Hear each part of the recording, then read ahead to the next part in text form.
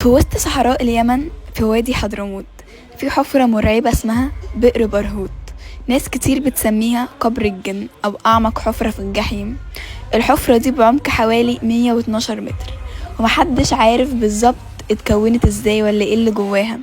من زمان والناس بتحكي قصص عن البئر ده، بيقولوا انه مكان مسكون بالجن، وان اي حد يقرب منه بيسمع اصوات غريبة، صراخ وأنين، ناس بتتعذب.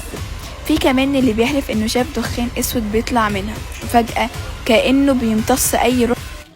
الاساطير بتقول ان البئر كان سجن للجن العصاة، وان اللي يطلع فيه كتير ممكن يحس انه بيتسحب جواه.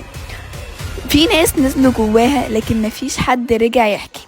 الغريب ان اي حاجة تتحتف جوه مش بتطلع صوت ارتطام او صوت حتف، كأنها بتتلاشى في العدم.